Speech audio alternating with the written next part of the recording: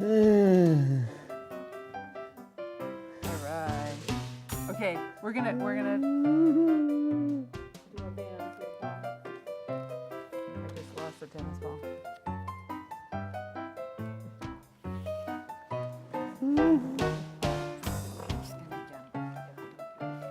Okay, you ready? Go ahead. Yeah.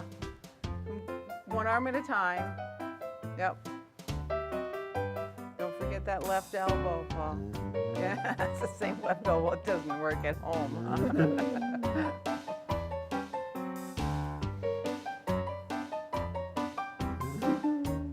Yeah, all right. All right. Yeah, I suppose Moxie won't understand that this is our playtime, huh? Oops, it's a little harder here than at home, huh? There you go. You're gonna throw the ball back to me, Paul? Yes. This does work, huh?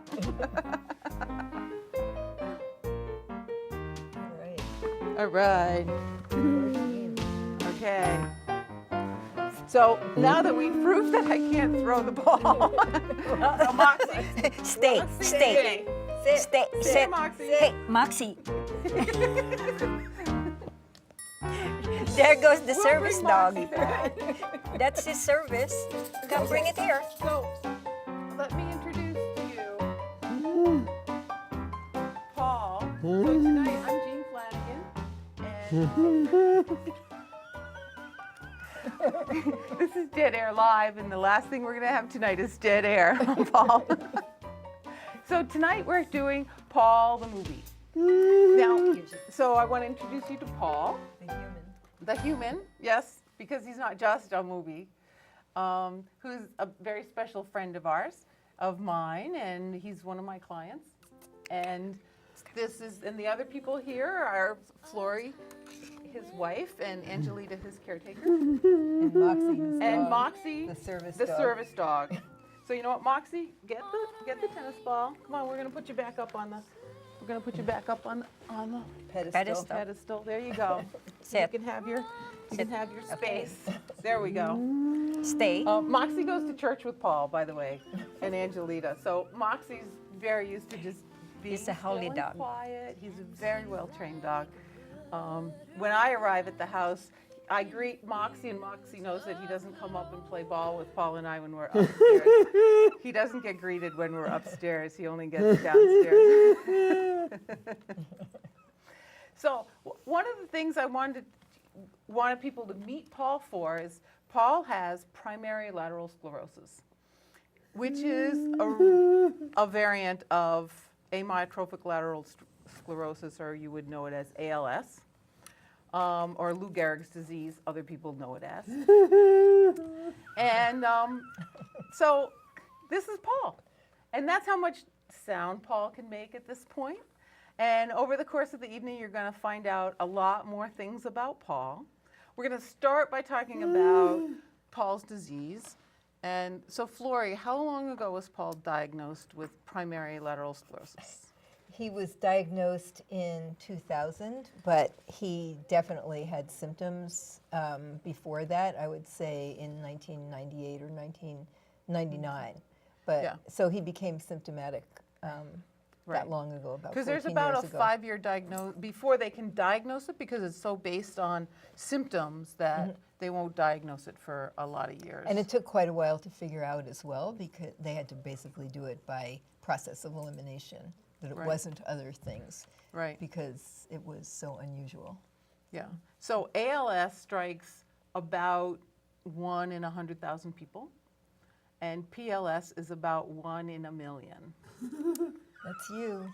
And they believe there are fewer than 200 cases in the country right now. So it's not very common. You managed to pick a very rare version, Paul. So Angelita, when did you arrive to help with Paul's care? I arrived in May of 2004, and I was helping Paul because he was starting at the time to lose his speech. So I was doing a lot of his rehab on speech therapy. Okay. So he goes to his speech therapy, and then I do it in the house during the week, twice a week. So for the meantime, I've been working with him twice a week at that point till September of 2004, when I started to live in the house. Right, and really be his caregiver. his caregiver. Yeah. So, yeah, so taking care of Paul is a full-time job for more than For one person. several people, yes. We have a team. We have a team, and you're part of it. I'm part of the team. I How long have you've been working with Paul? You're for a longer for time. 7 years. No, longer six- than that, I think. Maybe it's longer than that. Paul you were using a cane. You progressed, you were just about to start using a walker when I started working I with think you. it's about 9 years that you've been working with Yeah, him. yeah.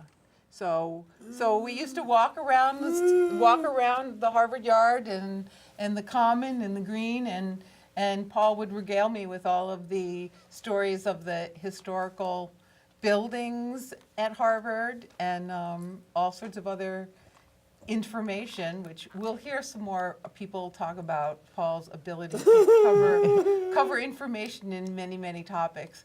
But Harvard, Paul has been until last year, right? Till 2 years ago, 2 years ago. he was still teaching at Harvard Law School, and he'd been there since 1979.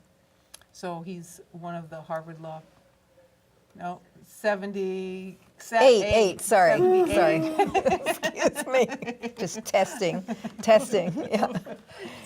Just He's in good case on you he's think good on the Paul numbers. Didn't hear what was said. We always know that Paul can hear what we're Right. saying. huh, And Paul? he has a good memory for dates. He does. He's a details man. He's a detail guy. So Paul at the Harvard. We met in 1979, that's right. Yeah. Okay. So you just like I just had that skip date in that my first mind. year. So Paul actually started sports and entertainment law at Harvard and is considered one of the founders of the entire industry of law and sports and entertainment. And did labor law in Canada before he came down and became, I don't know, are you an American citizen or are you still He a is. Canadian? He's both. You're both. You have dual citizenship. Okay. So, and Paul was known as the friendly professor. And there's lots of reasons why, including his chair being Henry J. Friendly. And so part of what prompted all of this to come about is Sorry. Thank you. Get the ball. Get the ball. Yeah, come here. Yeah. If you give it to me. Come here. Come here. Moxie. So Jake and Kyle decided to make a movie about Paul and their students. So that sort of got this whole thing started. So before we go and before we see the movie, I want to talk a little bit about what PLS is. So we're going to make believe that this electrical cord is actually a spinal cord coming out of the brain. Because the reason why I use it is because the nerves are basically electrical wires. And they come out of your brain. And if we peel down the outer layer, like we were peeling the spinal cord apart, what we end up with is we can see the paper around these cords. And we peel the paper off. And the copper there's one with no insulation on it, and the rest have insulation on them. And what PLS is, the lateral is a portion of the spinal cord, the lateral horn in the spinal cord, and each of the nerves has what's called a myelin sheath, which would be the equivalent of this insulation. And what happens in ALS and PLS at different levels in the body is that this deteriorates. So it's like having a really old electrical system and you have short in your house. So you get short in the electrical wiring. So now your body can't send all the proper signals to the muscle. So that's what's happening. And it started in Paul's legs. It started mostly on his right leg, and it travels up through the body. He still has good use of his hands, partially because we throw the ball every week, huh? And Paul writes, and he can type on a computer. And we do our dancing and make sure his muscles keep on moving. And Angelita gets to try to do all of that. And yeah, so you haul Paul around all over the place. Now she has to use a lift, actually use what's called a Hoyer lift, to move him because he can't support his weight on his legs anymore, except for very, very short stretches, like in the shower. And Right. Yeah, as long as there are bathroom holders, he can still for about 5 to 10 minutes, but not even 10. 5 minutes is more. Right. So he sort of locks his legs. Yeah, and then holds just he can hold his weight up so with you his can shoulders, you yeah. can help him out, but not freely on his own. He has to be helped out. Yeah. Yeah, so, but you know what, Paul? You always smile, he has a great attitude. and he has held on to a wonderful attitude about all of this. He reads the comics on a daily basis, He reads 2 newspapers on it, the New York Times and the Boston Globe, every single day. and he tells us the comics research. So we're going to look at a little slideshow about, that just shows some of the people in Paul's life and Paul, and go for it, Flora. Okay, so this is just a little somewhat random slideshow that I put together, but just illustrating some of the breadth of what Paul's life is now. I mean, he's hardly an invalid locked up in a room. So here are some pictures of Paul. First, he's a lifelong sports fan, starting from when he was a little boy and used to listen to Yankees games under the covers at night in northern Ontario, where he grew up. And so he still goes to several baseball games a year. He's a Red Sox season's ticket holder. So here he is with his friend Greg at a game last season, and we'll see more of Greg later. So here he is with Greg and Susan, another good friend. Okay, here he is at a Celtics game. Here he is with a couple of well-known Red Sox who are dying to be photoed with Paul. Here he is on the Jumbotron. He and Greg got on the Jumbotron. These are some photos of him. This is in his office at Harvard. Radically moderate, that's his political and legal philosophy. Here he is in class when he was teaching with a voice computer. He couldn't speak anymore, but he was still teaching, moderating a conference. Here was a conference in his honor. Some of his caregivers, Angelita and so forth, brother and sister-in-law. That's Dr. Groudon, his longtime neurologist, whom we adore. There's Jean playing with him. Yay. This is an occupational therapist who's teaching his grandson to use a stethoscope. And there he is, checking Grandpa's heart. Family, household family. These are Paul's 4 kids and grandchildren and in-laws. This is my family, who adores him. Here he is dancing in his wheelchair at his son and daughter-in-law's wedding. Extended family at New Year's Eve dinner. And this is actually a bunch of caregivers and family that was taken at the world premiere of the film that we're going to be seeing shortly. So, Excellent. Thank you. you're welcome. Thank you. Starts to give us a little insight into Paul. So now what we're going to do next is we're going to go and watch the movie. So I guess we kind of don't need to give you a lot of background about the movie. The 2 movie makers, Jake and Kyle, are going to join us after we watch the movie. It was made on 16 millimeter film. They are undergraduates in the Harvard Film Department. And let's watch the movie, and then we'll talk to Kyle and Jake afterwards.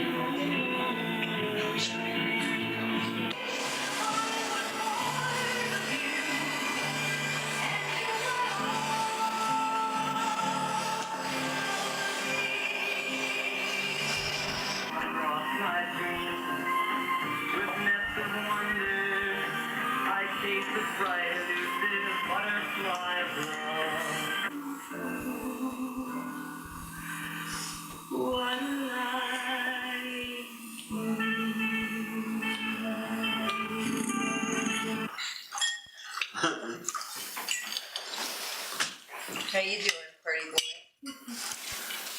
So to everyone's good health, and especially Mr. Moxie, the birthday boy. And especially Paul. That's right.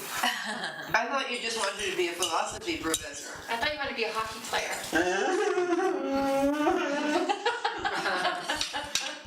But you were told to focus on your studies. You said when you went to Mass, you used to read the newspaper.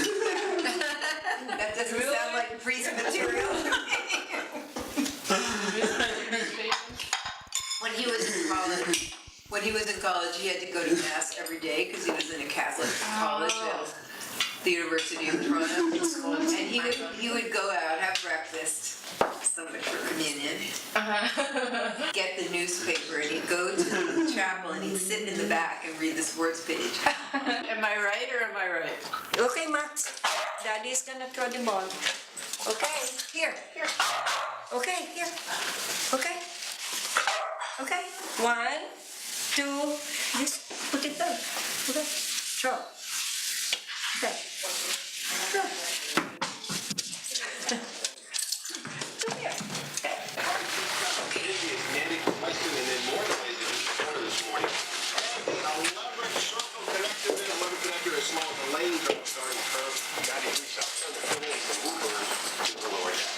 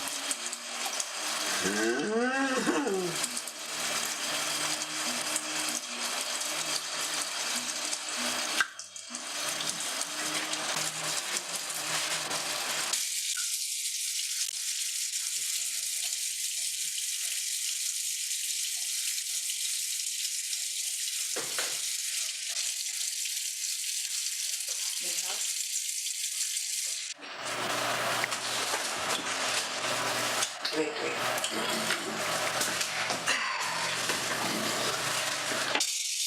Kunin mo dito ha. I-push mo lang.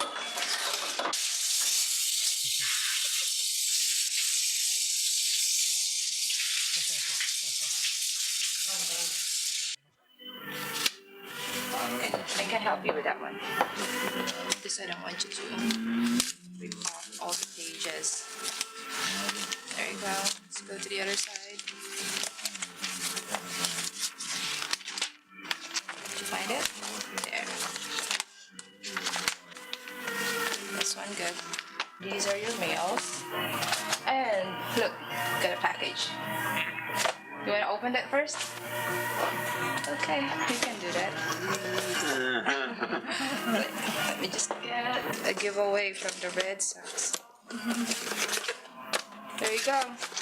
Ooh, see, you always have this every year. A ball.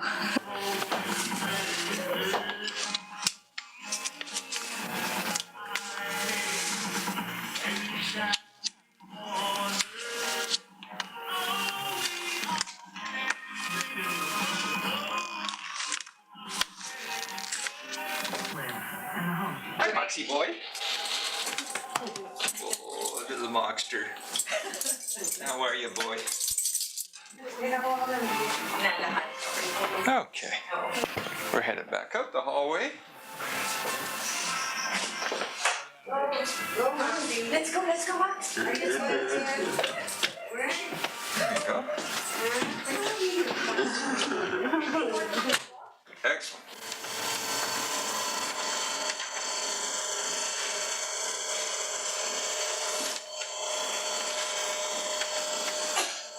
You're the most photogenic law professor today, I gotta tell you.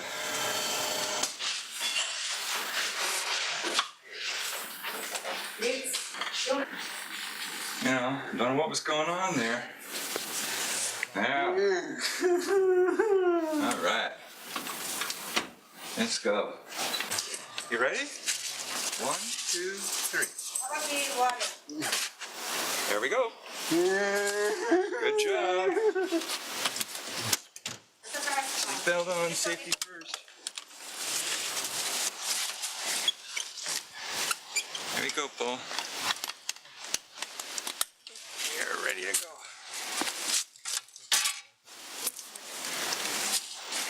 Here we go.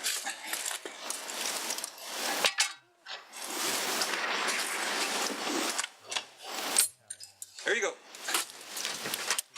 We're down.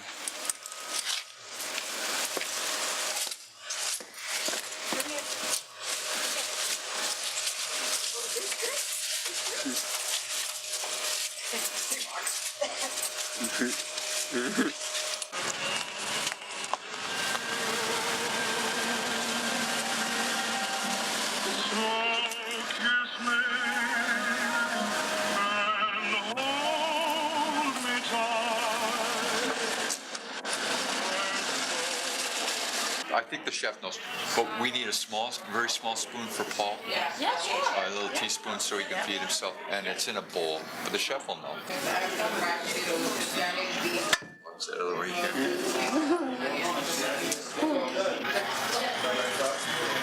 What are you eating? Palm of your foot? Drink? Want some ice in it? You're okay with that? No? You need something else? You want ice in it? Alright. Let's put some ice in it. Damn it, Paul. I'll get it in there. You do a better job of it than me. Whoa! Who's that, Hernandez? Who's that, Welker? They have the versions. I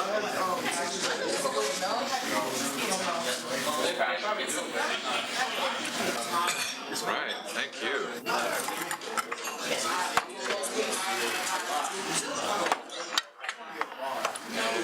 We need a bowl. Yep. Very good, thank you.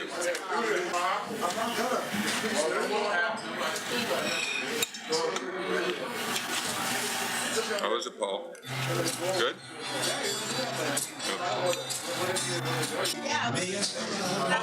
Whoa, look at this. Look at this, Paul. The coaches are getting into it.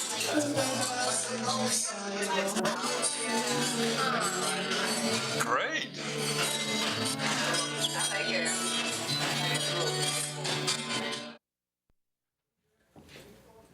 Hi, and welcome back. We're back from Paul the movie. So Paul the movie, we've been talking about Paul and meeting Paul and his wife Lori. Now we're going to meet Jake and Kyle, and who made the movie. And so let's start with how you know Paul, and then we'll get to why Paul is in the movie. Sure. Originally, I met Paul because I was high school friends with his wife Florrie's nephew in Ohio, and naturally I met her husband Paul, and that was sort of how the relationship started. So then when you came to Harvard to go to school, Paul and Florrie were the local family. Yes, they've been wonderful to me. Really Not your wonderful. typical local family, however. Which isn't a bad thing. Not at all. It's been great. Good. And Kyle, how do you come to it? So Jake and I are actually classmates in a course called VES 50. VES stands for Visual and Environmental Studies, and that happens to be our concentration at Harvard. And the way it came about was that there are 3 projects throughout the year. It's a year-long film course, and the second project of the first semester was called Portrait of a Person.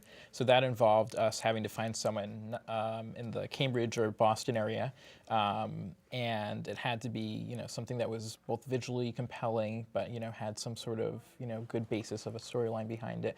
So Jake and I actually ended up becoming film partners, and he had this great idea. He talked about Paul Weiler to me, and we ended up going to their house one evening, and we spoke with them, and we immediately hit it off.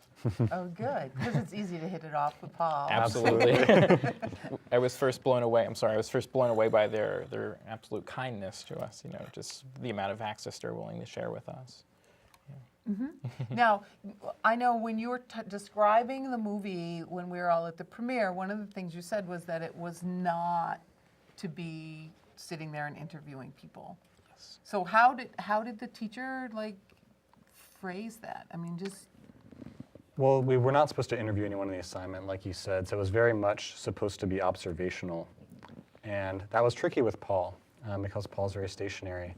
And it's also tricky because, and our professor reminded us of this, when you film someone who has a disability, it's easy to just look at the disability and not look at the person who has the disability. And that was one of the central challenges, I think, and our class really helped us work through that to present Paul as the unique person he is. so how many minutes is the film? It's 9.5 minutes long. It's 9.5 minutes long.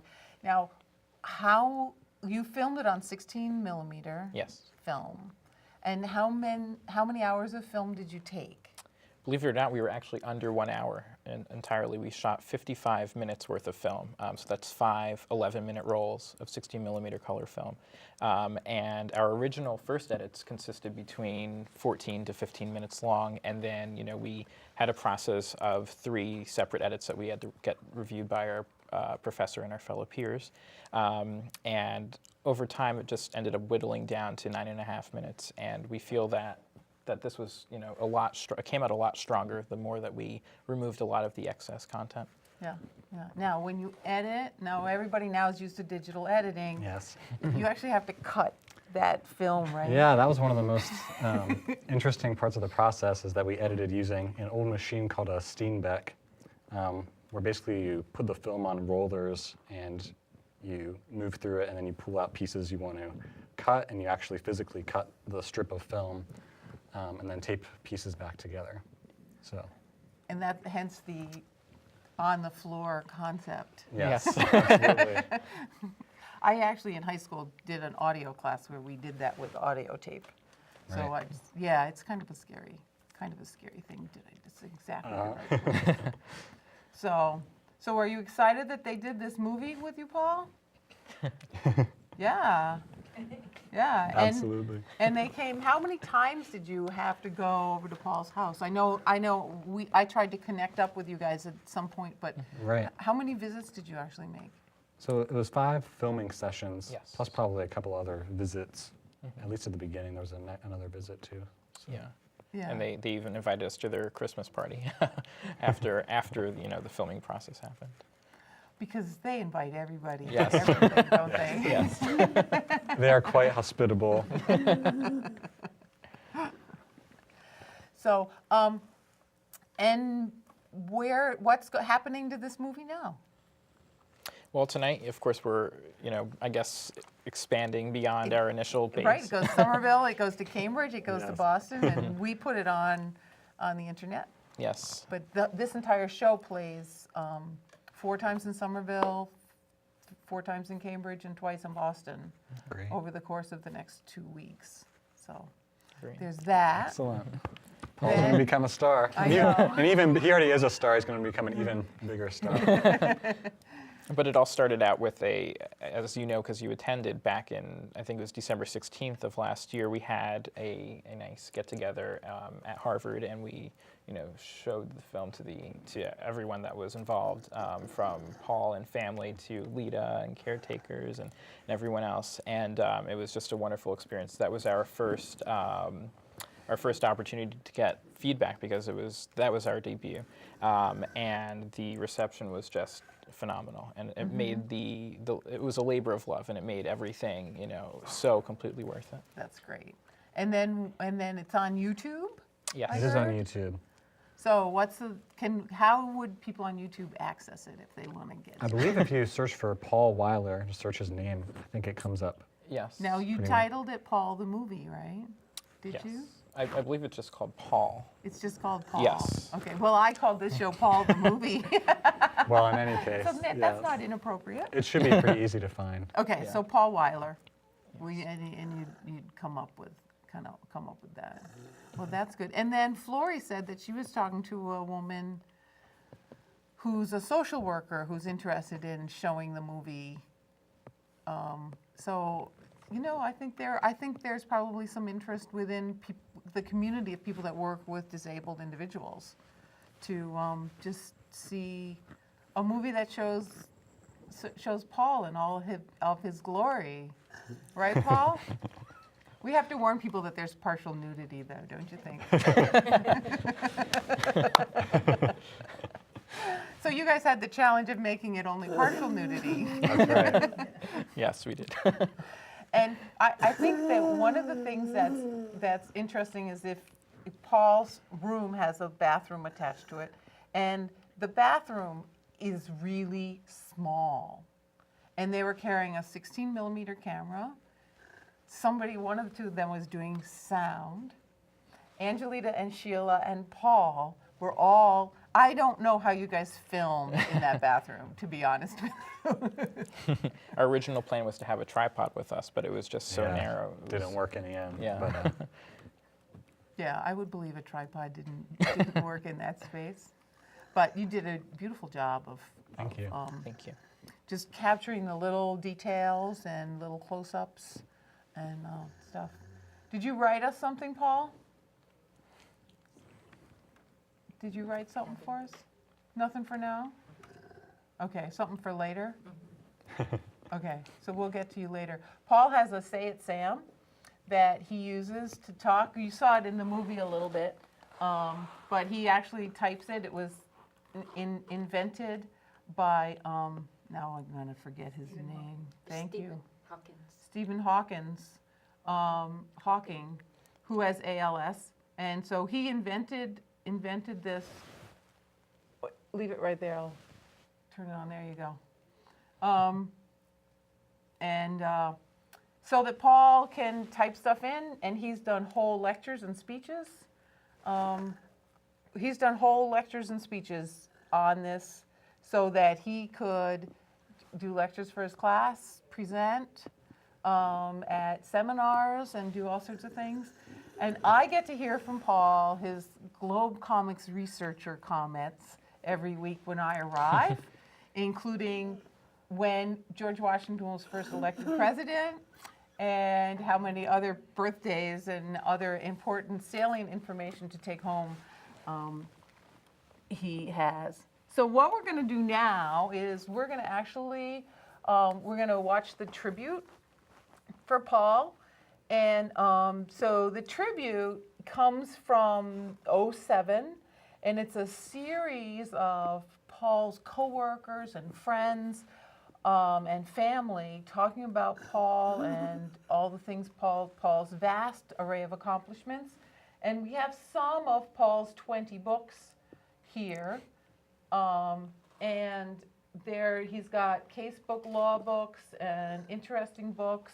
And this book right on the cover, Recreating Canada, Essays in Honor of Paul Weiler, actually much of this tribute comes from a seminar that was done to Paul Weiler at the Harvard Law School. Paul's work is very important at the Harvard Law School and very well respected. And so part of this tribute is talking about that, but it's also about a couple of your children. Talk about you parenting them through challenges and some other things. So let's watch the tribute to Paul. And Paul came to Harvard fresh from a great deal of experience in the labor employment area as a member of the Provincial Labor Board in Vancouver. And he also came to Harvard with the perspective of the neutral. And he was trying to find neutral solutions to labor and employment problems, where by the use of neutral resources he would be able to make bargaining work better and address important workplace issues. We found that almost 4% of all patients hospitalized in that year in a New York hospital had been injured by medical intervention, and a quarter of that group by negligent medical intervention. We also found that a very small fraction of the people who were injured brought suit in the courts. And so the question that we were left with was not why are so many people suing doctors, but why aren't more people suing? He's somebody who took a chance. I think it's a difficult step to actually go out and find an area of the law. He's an enormously influential labor law professor, but to actually take a step to something else in the midst of one's career, he could have stayed doing labor law, right? Sports could have been a part of it. Sports didn't have to be a focus, but he actually carved out an area of the law that future generations of sports law professors are incredibly grateful for. Because if he didn't teach the class may never exist. But the kinds of things that I remember, that I think of as my dad's mentorship, is whenever, like if I was getting a new job, he would really coach me on how to negotiate for a better salary. And really, it made a big difference talking to my dad before I went into discussions with potential prospective employers, or if there was a change in a situation. He was very good at just kind of seeing the lay of the land and kind of reminding me that I had power in that relationship, even though I was the employee. So I remember one time I was feeling really guilty because I felt my salary was too high, and he said, from a labor relations perspective, what you're doing is lifting up the salaries of the rest of the people in your organization. And he did it, like he thought of it from a totally different perspective than I would have. Well, we have a shared history in a sense, in that we're both Canadians, and for a period of time, we both lived in British Columbia. Paul was well respected in British Columbia for his role in the labor movement, in mediation between management and labor, and many controversies in British Columbia. I was a member of the Teamsters Union at the time. I didn't know Paul personally at that time, though I respected his work as a member of Teamsters Local 31 in Vancouver. I got to know Paul very well when my wife and I, Elaine Bernard, moved to Cambridge. Under Paul's direction, Elaine was recruited from Simon Fraser University in British Columbia and brought here to head up the Harvard Trade Union program. I came along somewhat as the baggage. I was a Teamster truck driver, and I came along with Elaine, and it was at that point I got to know Paul much better. I think as a Teamster and as many unionists, we like to go for the throat. We know we're right in our struggles with management and the employers. But Paul always has an ability to bring sides together and to look for resolution. You know, maybe it comes from Paul's Catholicism, his liberalism, his willingness to see both sides and explore what the differences are and how those differences could possibly be reconciled. I was actually the one who coined the term radical moderate for my dad. The reason I came up with that is because he was always somebody who was very sort of fair and very moderate in the sense that he wanted to understand and help, sort of accommodate everybody within a particular whatever argument you were having, but at the same time, and when I'm talking about arguments, I'm talking about policy here, but he was not afraid to have sort of bold, original solutions, and so that's where the sort of radical aspect of it came from, and I find that was very inspiring. My first meeting with Paul, I put to him the question of justiciability and the issue of justiciability, or what justiciability actually means, and he basically simplified it to something that's amenable to to a judicial resolution or not, and it's not a black or clear black or white issue. That it can be, it's much more complex than some would have us believe. And again, that's another example of the creative and innovative mind of Paul. Ideas and concepts he was incorporating in that book I never heard of myself, but they were so much ahead of his time. So I started to watch for this. I started to see that he really is ahead of his time. He has been enormously, startlingly, and brilliantly productive. So I think industry is pretty obvious. And as far as humanity is concerned, well, Paul, of course, as we all know, because of his, you know him and count him as a friend, Paul has always concerned himself with the human condition. Whether he's writing about workers and employers, or judges and legislators, or actors and ball players, Paul's always been sensitive to the notion that legal concepts have to be brought down to human scale. This evening's festivities usher in tomorrow's Festschrift conference entitled Recreating Canada. To mark this occasion, the former Mackenzie King professors among you have prepared papers honoring Paul's great contributions to his home country. In the words of the Festschrift Conference invitation, Paul's public service to Canada helped launch the process of changing Canada from a hesitant ex-British colony into a dynamic and enlightened multinational state. During his almost 30 years at Harvard Law School, Paul's academic interests have ranged far and wide. Along with his work in the Canadian arena, his research and teaching fields have included health policy, labor and employment law, and sports and entertainment law, all areas in which he's made a most substantial mark. The author of more than 20 books and more than 50 articles, Paul is as prolific as he is multifaceted.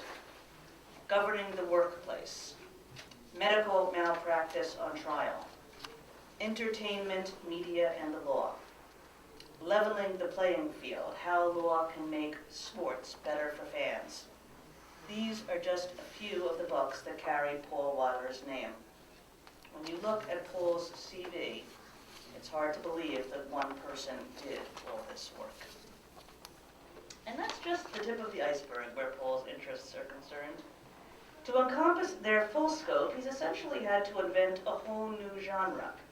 Along with his scholarly books and articles, Paul has produced what he calls non-books. Quirky, information-packed guides.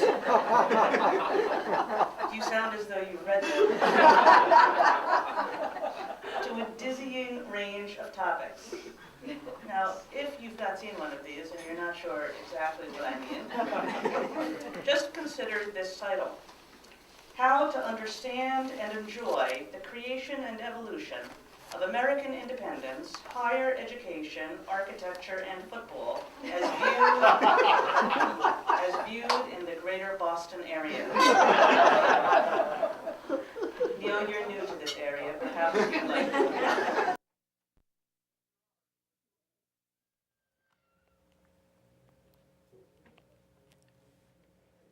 Great.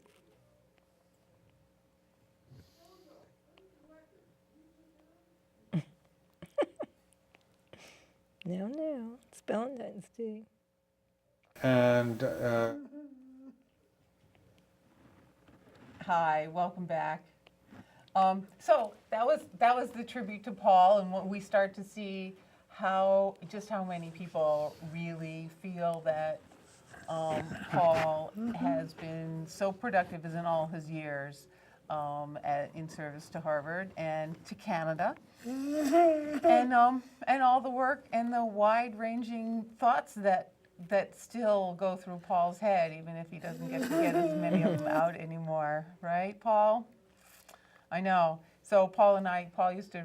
Now you understand how Paul regaled me with all of the architecture in Harvard Square and the history of football, which started at Harvard, and many other bits of salient information which may or may not leave or stay in my brain as they see fit.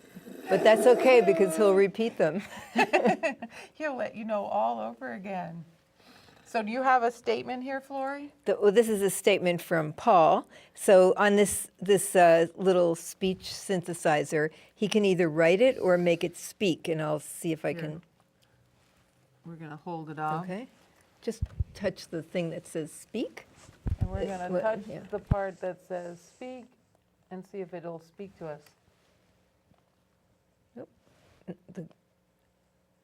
It's not speaking. Okay, let's see. Me, I, it says. No. You just deleted It's not it. speaking. I just deleted something. No. Oh, well. It's okay. It takes Paul this long to talk to us now, too, so, you know. I don't know what I did. I was fixing it, and I think I didn't fix it very well. Oh, well. Well, it said, thanks, Jean, for hosting this show and for saying all the nice things about me. So, anyway, he usually does pretty well on his He does. speaking on this. He does. So. He spends a lot of time typing in each individual letter. And here's the statement. Yeah. So, and it's also quite a feat of hand-eye coordination for him to touch each of those letters. The fact that he can still do it. The fact that you can still do this is probably because you spend so much time doing it, huh, Paul? Right. Because you just have to talk. There's just no way to keep Paul from talking. So who were some of those people that spoke? Well, the very first person was, as it said, Peter Murray, who is a very dear friend and actually is the friend who introduced Paul and me to each other back along when I was living in Portland, Maine, and Paul had come up for a weekend to go sailing with Peter. And he's remained a dear and loyal friend who has been teaching at Harvard Law School the last several years part-time, so we see him when he comes to Cambridge. He still lives in Maine. And then two of Paul's kids, his oldest daughter, Virginia, of course, and his first grandson, who's now almost six. He's 5.5. Mm-hmm. And Charlie Weiler, Paul's younger son. Right. And then who spoke to being radically moderate. He takes credit for developing the phrase radically moderate, which has become Paul's hallmark phrase, as you know. Yes. I believe it's on his hat, on the back of his hat. And then Howard Hyatt, who is an eminent doctor, former dean of the Harvard School of Public Health, and who was a partner with Paul and Joe Newhouse, who's a very well-known healthcare economist on a project. It was the Harvard Medical Malpractice Project, and it was a groundbreaking study of medical malpractice in the state of New York, where they looked at thousands of hospital records to see whether how much of the malpractice that was actually committed was ever saw the light of day in terms of a lawsuit or compensation, and they made sweeping recommendations for changing the system so that individual doctors wouldn't be penalized, and yet there would be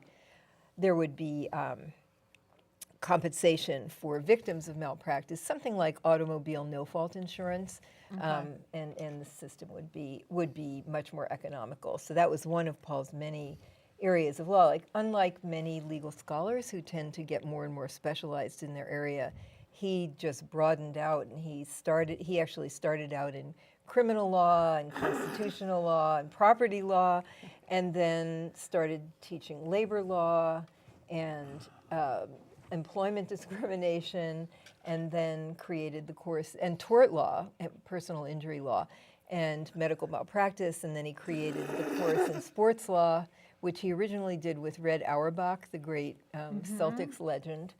Red was a kind of when it was an informal course and a not-for-credit course, he was sort of a co-host of that class, and it drew a loyal audience of hardcore sports enthusiasts at Harvard Law School. And then the dean at that time, Dean Bob Clark, who thought entertainment law must be a lot like sports law, asked him to create an entertainment law course, because a lot of Harvard Law School alumni were well-known entertainment lawyers in Hollywood, and they said, you should have an entertainment law course. So he did that as well. So he's a man of many fields and many hats. I guess. Yeah.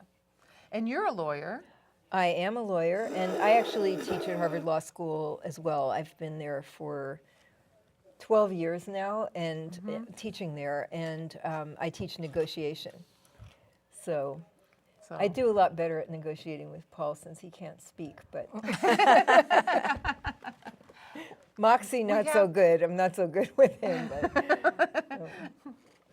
But, well, we have with us some of Paul's other caretakers, because it takes more than two to tango, doesn't it?